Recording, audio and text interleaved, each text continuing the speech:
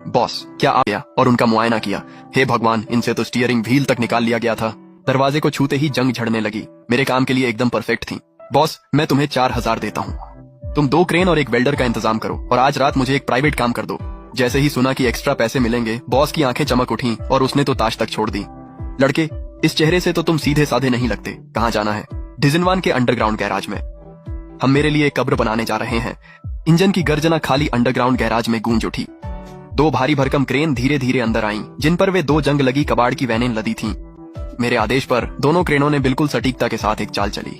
एक वैन हंटाइगर की नाक के ठीक सामने जोर से गिरी और दूसरी उसकी पिछली तरफ के ठीक पीछे।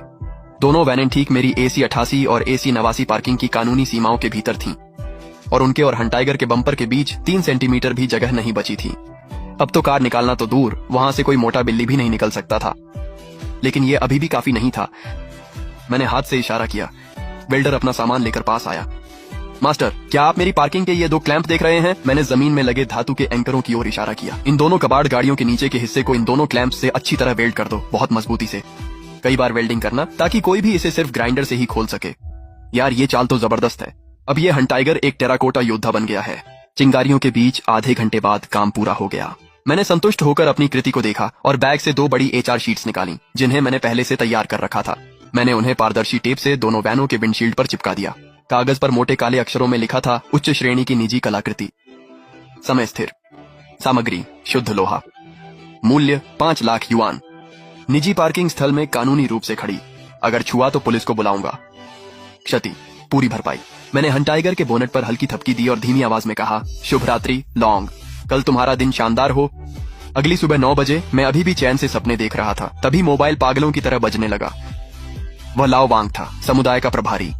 मिस्टर लिन, जल्दी नीचे आकर ये देखिए, गैरेज में कोई बड़ी मुसीबत होने वाली है। लाओ वांग फोन पर ऐसे चिल्ला रहा था जैसे उसकी जान पर बनाई हो। मैंने जम्हाई ली, बड़े आराम से चेहरा धोया, अपनी हमेशा वाली बरमूडा और चप्पलें पहनी और टहलते हुए नीचे गया। अपनी पार्किंग जगह तक पहुंचने से पहले ही मैंने गालियों की तेज बारिश और भारी चीजों के टकराने की आवाजें सुन ली। तेरी इस कलाकृति को भाड़ में डालो, ये किस कमीने ने किया है? अभी इसी वक्त बाहर निकले।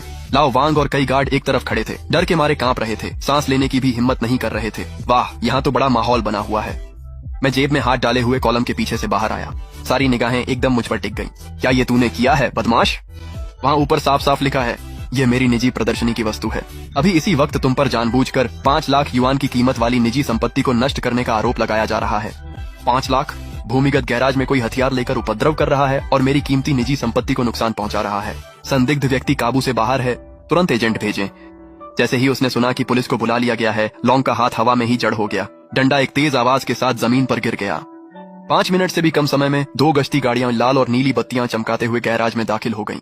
4 सुसज्जित पुलिसकर्मी तेजी से नीचे उतरे और माहौल को फटने के कगार पर देखा। तुम लोग क्या कर रहे हो? जो भी तुम्हारे हाथ में है उसे छोड़ दो। लॉन्ग, जो कुछ पल पहले तक गाड़ियों को तोड़ते हुए खुद को बहुत बहादुर समझ रहा था, पुलिस को देखते ही भेड़ की तरह सीधा हो गया। उसने बैट को लात मारकर कार के नीचे सरका दिया और मुस्कुराते हुए पास आ गया। अफसर, यह एक गलतफहमी है, सब कुछ एक गलतफहमी है। मैं तो बस अपनी ही पार्किंग में कचरा साफ कर रहा था। कचरा साफ कर रहे थे? कैप्टन लियू ने गंभीर चेहरा बनाया और जमीन पर पड़े कांच के टुकड़ों और टूटी हुई वैन की ओर इशारा किया। क्या बेसबॉल बैट से कचरा साफ किया जाता है? किसने फोन किया था? मैंने शांतिपूर्वक हाथ उठाया। कैप्टन लियू, मैंने ही किया था। मैं पास गया और सबसे पहले उन्हें मोबाइल में 4K वीडियो दिखाया। रिकॉर्डिंग में साफ साफ दिख रहा था कि लॉन्ग जैसे कोई बेकाबू जंगली सुअर मेरी वैन को तहस नहस कर रहा है। यहाँ तक कि गालियां भी पूरी स्पष्टता के साथ रिकॉर्ड हो गई थी। फिर मैंने पार्किंग की 2 रजिस्ट्री की कॉपियां और कल कबाड़ वाले द्वारा बनाई गई कलाकृतियों की खरीद रसीद निकाली और उन्हें क्रम से कैप्टन लियू को सौंप दिया। स्थिति यह है, ये दोनों पार्किंग स्थल मेरी निजी संपत्ति हैं, जिन्हें मैंने नकद में खरीदा है। कल जब मैं घर लौटा तो मैंने देखा कि मिस्टर लॉन्ग की कार गैर कानूनी रूप से मेरी पार्किंग में खड़ी थी। मैंने उन्हें कार हटाने के लिए फोन किया, लेकिन उन्होंने न सिर्फ मुझे गालियां दी बल्कि मेरी सुरक्षा को भी धमकी दी। कल रात तो उन्होंने मेरी रोजाना इस्तेमाल होने वाली कार को भी खरोंच दिया। मैंने बगल में खड़ी खरोंचों से भरी BYD कार की ओर इशारा किया और पूरी स्पष्टता के साथ बोलना जारी रखा। अपने कानूनी अधिकारों की रक्षा के लिए मैंने अपनी निजी पार्किंग में अपनी निजी संग्रह की 2 बड़ी धातु की कलाकृतियां रखी और उन्हें वेल्डिंग से मजबूत किया। लेकिन आज सुबह मिस्टर लॉन्ग ने न केवल अपनी गलती पर विचार नहीं किया, बल्कि हथियार बंद होकर मेरी कीमती निजी संपत्ति को भी नष्ट कर दिया।